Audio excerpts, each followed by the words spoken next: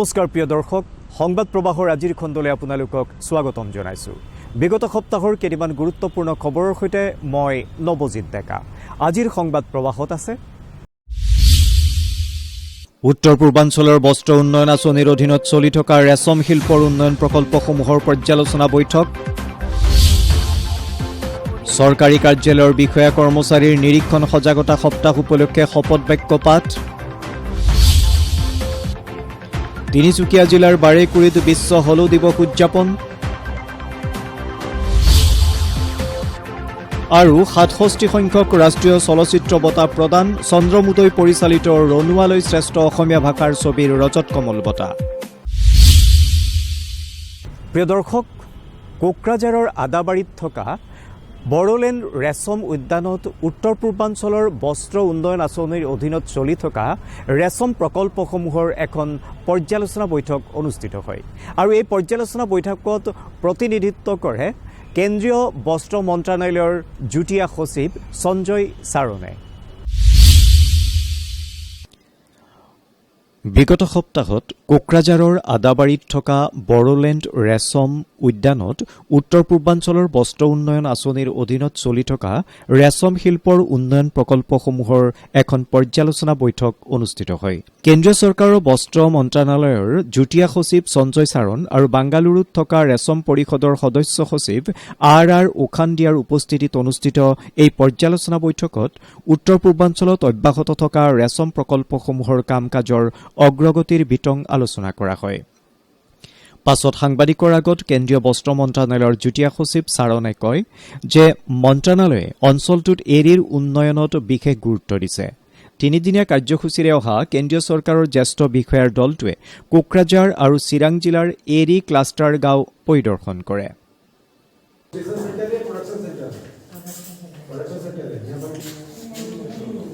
यहाँ से शादी के लिए एक वन पेयर मुगा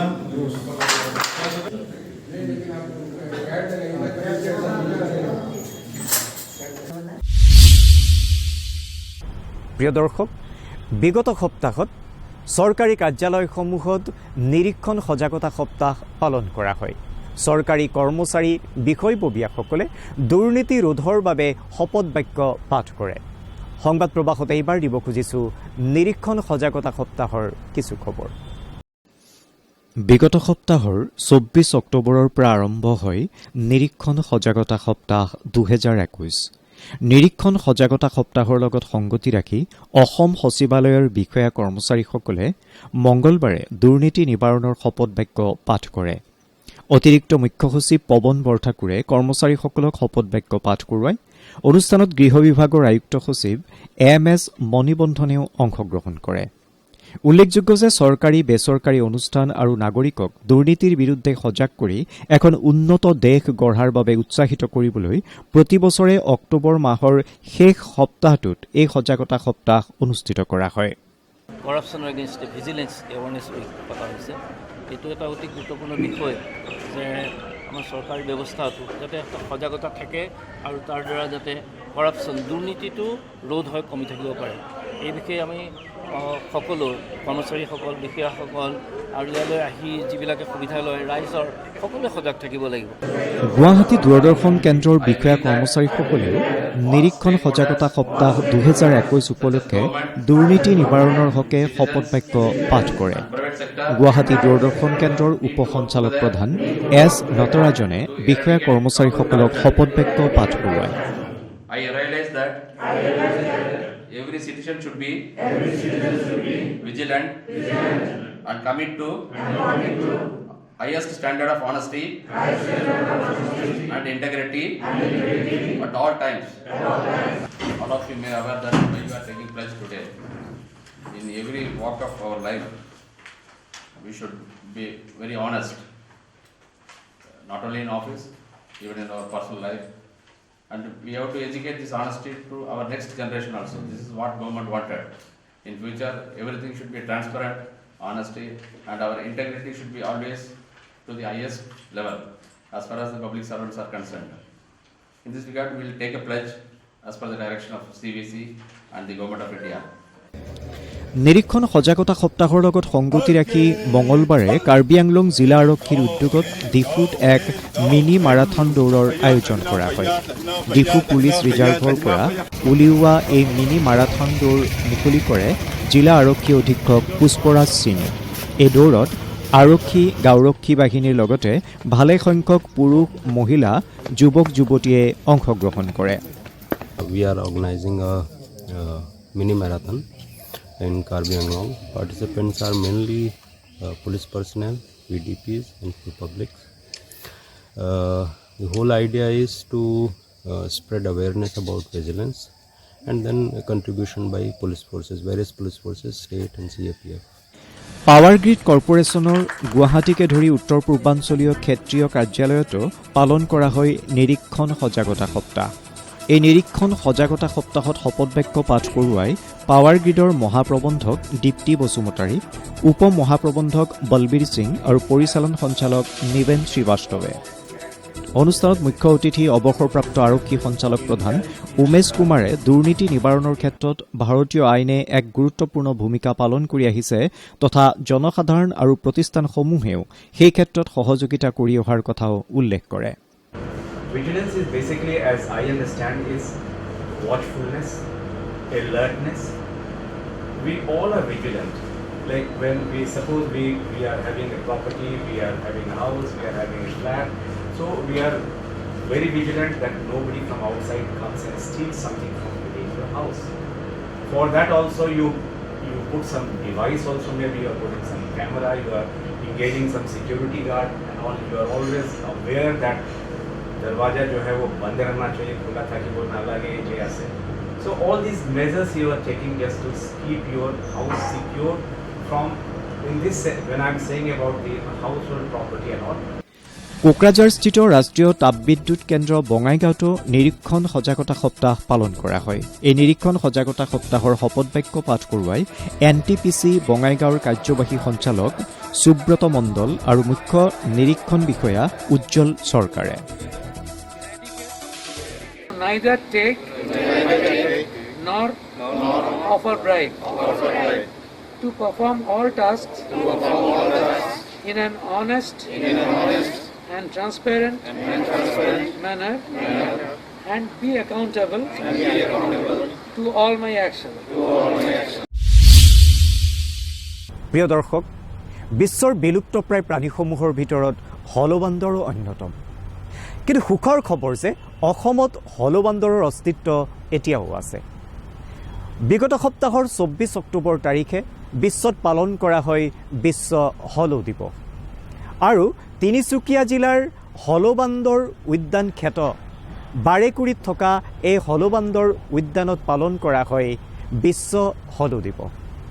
সংবাদ প্ৰবাহত এইবাৰ দিব খুজিছোঁ এই হলবান্দৰ দিৱসৰ কিছু খবৰ। বিশ্বৰ বিলুপ্তপ্ৰায় প্ৰাণী হলবান্দৰৰ সংৰক্ষণ সন্দৰ্ভত জনসাধাৰণৰ মাজত সজাগতা সৃষ্টিৰ উদ্দেশ্যে বিগত সপ্তাহৰ 24 অক্টোবৰ তাৰিখে তিনিচুকীয়া জিলাৰ হলবান্দৰ উদ্যান হিচাপে খ্যাত বাৰেকুৰিত বিশ্ব হলৌ দিৱস পালন কৰা হয়। অইল ইণ্ডিয়া লিমিটেডৰ তত্বাৱধানত বাৰেকুৰি পৰিৱেশ উন্নয়ন সমিতি, মৰাণ জাতীয় মহিলা পৰিষদ, গ্ৰীণ ভিজন এয়ানিৰ উদ্যোগত আৰু তিনিচুকীয়া মহাবিদ্যালয়, দীঘল সাকু নৱজ্যোতি যুৱক সংঘ আৰু মতাপুং সুৰুজ্যোতি যুৱক সংঘৰ সহযোগত এই দিৱস পালন কৰা হয়। কাৰ্যসূচীৰ অংশ হিচাপে হলবান্দৰ সংৰক্ষণৰ সন্দৰ্ভত সজাগতা সৃষ্টিৰ উদ্দেশ্যে সজাগতামূলক সাংস্কৃতিক শোভাযাত্ৰাও উলিওৱা হয়। হলৌ দিৱসৰ কাৰ্যসূচীত অৰণ্য মানৱ হিচাপে পৰিচিত যাদৱ পায়েঙে মুখ্য অতিথি হিচাপে অংশগ্ৰহণ কৰে। বিশ্ব হলৌ দিৱসনা বাৰেকুৰি গাঁৱলৈ যিটো আহিছোঁ, বহুত তেওঁলোকৰ প্ৰতি মোৰ শ্ৰদ্ধা মৰম পৰিছে। এইকাৰণে 18টাকৈ হলৌবান্দৰ যেতিয়া সংৰক্ষিত কৰি ৰাখিছে খাদ্য সামগ্ৰী দি, সেইটো বহু গৌৰৱৰ বিষয়। এতিয়া অকল বাৰেকুৰিৰ গৌৰৱ নহয়, অসমৰ গৌৰৱ নহয়, ভাৰতৰ গৌৰৱ নহয়, পৃথিৱীৰ গৌৰৱ। কাৰণ তেওঁলোকে জনাঞ্চলৰ পৰা আহি মানুহৰ গুৰিলৈ যেতিয়া গাঁৱলৈ আহিছে, গাঁৱৰ মানুহে সুৰক্ষিত কৰিছে, তাৰ বাবে বাৰেকুৰি গাঁৱক মই ধন্যবাদ জনাইছোঁ। প্ৰিয় দৰ্শক, বিগত সপ্তাহৰ 25 অক্টোবৰ তাৰিখে উপ ৰাষ্ট্ৰপতি এম ভেংকায়া নাইডুৱে প্ৰদান কৰে 67 সংখ্যক ৰাষ্ট্ৰীয় চলচ্চিত্ৰ বঁটা ভাৰতীয় চলচ্চিত্ৰলৈ অনবদ্য বৰঙণি আগবঢ়োৱাৰ বাবে ভাৰতীয় চলচ্চিত্ৰ জগতৰ এগৰাকী স্বনামধন্য অভিনেতা ৰজনীকান্তলৈ এইবাৰ আগবঢ়োৱা হয় দাদা চাহেব ফাল্কে সন্মান প্ৰিয় দৰ্শক আৰু এই চলচ্চিত্ৰ বঁটাসমূহ যিসকল কলাকুশলীয়ে লাভ কৰিছে তাৰ ভিতৰত অসমৰ চন্দ্ৰমোদয় পৰিচালিত ৰণুৱা ছবিখনে শ্ৰেষ্ঠ অসমীয়া ভাষাৰ ছবিৰ ৰজত কমল বঁটাও লাভ কৰে বিগত সপ্তাহৰ 25 অক্টোবৰ তাৰিখে উপৰাষ্ট্ৰপতি এম ভেংকায়া নাইডুৱে নতুন দিল্লীত আয়োজিত এক বিশেষ অনুষ্ঠানত 67 সংখ্যক ৰাষ্ট্ৰীয় চলচ্চিত্ৰ বঁটাসমূহ প্ৰদান কৰে অনুষ্ঠানত বিশিষ্ট অভিনেতা ৰজনীকান্তক ভাৰতীয় চলচ্চিত্ৰলৈ আগবঢ়োৱা অনবদ্য অৰিহণাৰ বাবে সন্মানজনক দাদা চাহেব ফাল্কে বঁটা প্ৰদান কৰা হয় I'm extremely happy to receive this prestigious award and my heartfelt thanks to Central Government for honoring me with this most prestigious Dada Saheb Phalke Award. I dedicate this award to my mentor, my guru, K. Balchandra sir. This moment, I remember him with great gratitude. And my brother Satyanarayana Rao Gaikwad, who is like my father, who brought me up with, teaching me with great values and injecting me a spirituality in me. And my friend, a Karnataka bus transport driver, my colleague, Raj Bahadur.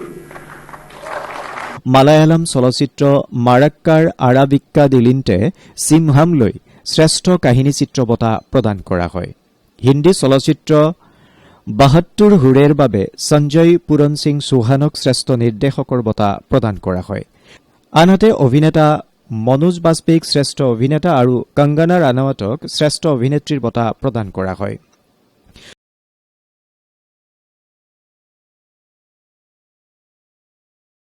চন্দ্ৰমোদয় পৰিচালিত ৰণুৱা নামৰ ছবিখনে শ্ৰেষ্ঠ অসমীয়া চলচ্চিত্ৰৰ ৰজত কমল বঁটা লাভ কৰে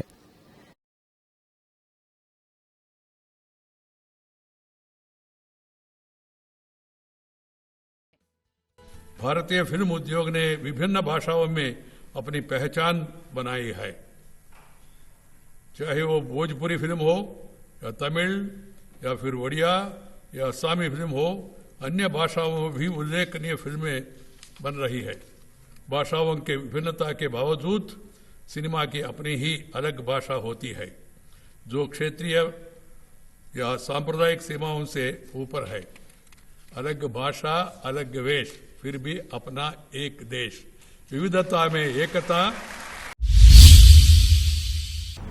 প্ৰিয় দৰ্শক সংবাদ প্ৰবাহত এইবাৰ দিব খুজিছো অন্য দুটিমান গুৰুত্বপূৰ্ণ খবৰ অইল ইণ্ডিয়া লিমিটেডে বিগত সপ্তাহৰ 26 অক্টোবৰত ডিব্ৰুগড় জিলাৰ নাওহলিয়াস্থিত OCS ক্ষেত্ৰ মুখ্য কাৰ্যালয়ত এক উচ্চাভিলাষী ড্ৰোন নিৰীক্ষণ প্ৰকল্পৰ উদ্বোধন কৰে ড্ৰাইভৰ অধীনত আৰম্ভ হোৱা এই ড্ৰোন নিৰীক্ষণ সেৱাই অসমৰ তেল আৰু গেছ পাইপসমূহত খাৰুৱা তেল পাইপ চুৰি কাৰ্য খাৰুৱা তেল পৰিবহণ কৰা পাইপলাইনসমূহ টেপিং কৰা কাৰ্য আদি ৰোধ কৰিবলৈ সক্ষম হ'ব লগতে এই প্ৰকল্পৰ জৰিয়তে অনুপ্ৰৱেশকাৰীৰ সময় নিৰীক্ষণ অগ্নিকাণ্ড খাৰুৱা তেলৰ চুৰি তথা তেল অপচয় আদি ঘটনাৰ পৰ্যবেক্ষণ কৰি দ্ৰুতগতিত ব্যৱস্থা লোৱাত সহায়ক হ'ব বুলি অইল ইণ্ডিয়া কৰ্তৃপক্ষই আশা কৰে ড্ৰোনৰ দ্বাৰা আমি সম্পূৰ্ণ যিখিনি আমাৰ নেটৱৰ্কছ আছে আমি সেইখিনি চাৰ্ভেলেঞ্চ কৰিবলৈ সম্ভৱ হ'ব কণ্ট্ৰল ৰুম আছে কণ্ট্ৰল ৰুমত আমি ক'ৰবাত আমি আনৱান্টেড মুভমেণ্টছ দেখোঁ বা মনিটৰ কৰোঁ এইটো 24/7 চলিব ৰাতিও সেই চাৰ্ভেলেঞ্চসমূহ চলি থাকিব আৰু ইনফ্ৰাৰেড কেমেৰাৰ দ্বাৰা সেই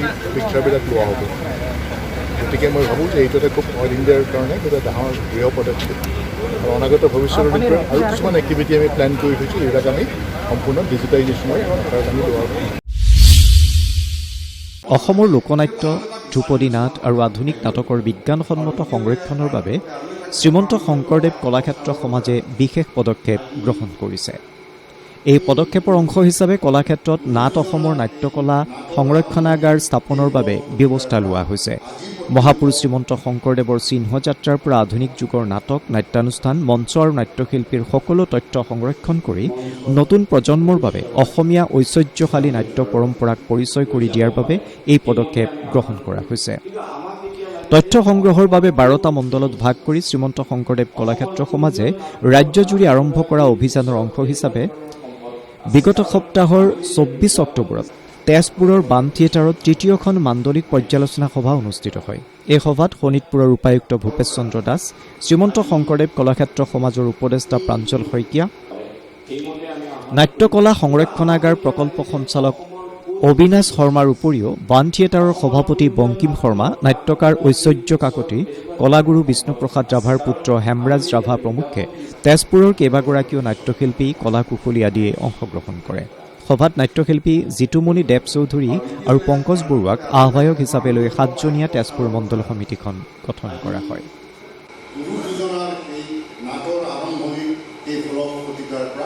আজি পৰ্যন্ত আমাৰ হাতত যিখিনি সমল আছে বা অসমৰ বিভিন্ন ঠাইত সেই সত্ৰসমূহত বা যিটো থিয়েটাৰৰ ঐতিহ্যমণ্ডিত অনুষ্ঠান আছে, যিকাৰণে ঐতিহ্যমণ্ডিত যেনেকৈ বান থিয়েটাৰ 1906 চনত বান থিয়েটাৰৰ আৰম্ভণি ঘটিছিল। ধেমাজিত দুদিনীয়া কাৰ্যসূচীৰে অনুষ্ঠিত অসম দৈ পল ইয়ালাম কৌবাঙৰ তৃতীয় বাৰ্ষিক অধিৱেশনৰ সামৰণি পৰে বিগত সপ্তাহত। অন্তিম দিনা অনুষ্ঠিত মুকলি সভাত পুৰোহিতসকলক সম্বৰ্ধনা জনোৱাৰ লগতে এখন গ্ৰন্থ উন্মোচন কৰা হয়। কোভিড পৰিস্থিতিৰ বাবে এইবাৰ সীমিত কাৰ্যসূচীৰে অধিৱেশনখন আয়োজন কৰা হয়। আমি প্ৰাৰ্থনাটো কৰিলোঁ, 2 নম্বৰটো এই কিতাপখন ইনগ্ৰেশ্যন কৰিলোঁ, 3 নম্বৰ তাবসকলক সম্বৰ্ধনা জনালোঁ, মানে যিজন মানে পুৰোহিত সিহঁতক মানে সম্বৰ্ধনা জনালোঁ।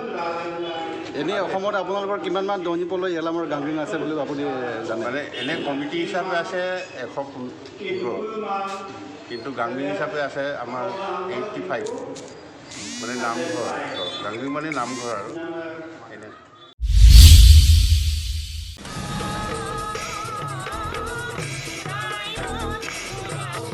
আৰু কেইদিনমান পিছতে সমগ্ৰ অসমতে উদযাপন কৰা হ'ব শ্ৰী শ্ৰী কৃষ্ণৰ ৰাস মহোৎসৱ। শ্ৰী শ্ৰী কৃষ্ণ ৰাসলীলা উদযাপনৰ বাবে সাজু হৈছে ৰাজ্যবাসী। শিৱসাগৰৰ দিখৌমুখৰ শিল্পী সমাজেও আৰম্ভ কৰিছে ৰাসৰ আখৰা।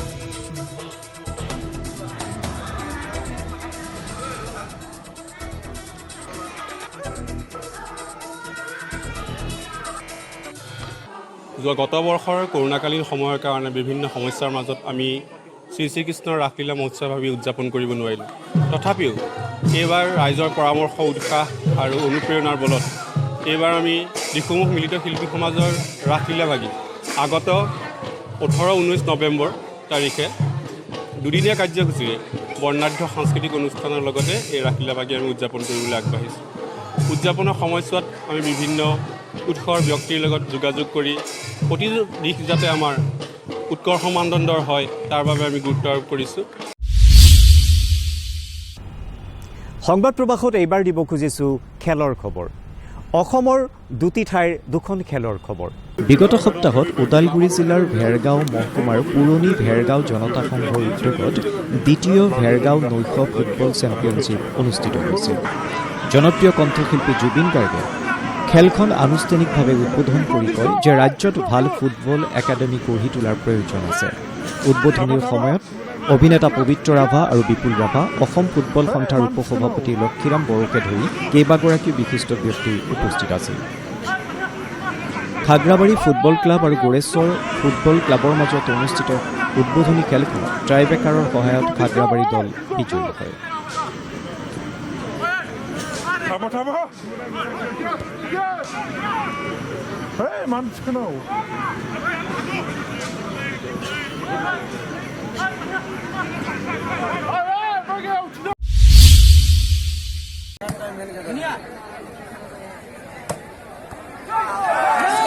কামৰূপৰ বকোৰ খামেৰী কলাহৰকাৰী যুৱ সংঘৰ উদ্যোগত দুদিনীয়াকৈ অনুষ্ঠিত দিবানৈশ প্ৰাইজমানী ভলীবল প্ৰতিযোগিতাৰ বিগত সপ্তাহত সামৰণি পৰে।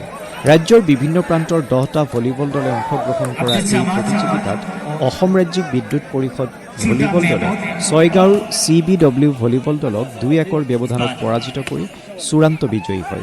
খেলখনত তৃতীয় স্থান লাভ কৰে সৰভোগ ভলীবল দলে। অসম ৰাজ্যিক বিদ্যুৎ পৰিষদৰ পৰাগ কলিতাই শ্ৰেষ্ঠ খেলুৱৈৰ সন্মান লাভ কৰে।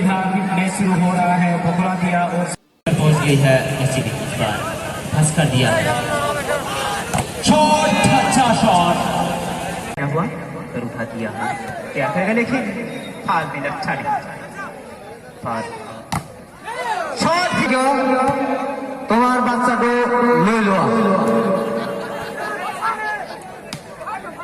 इस बार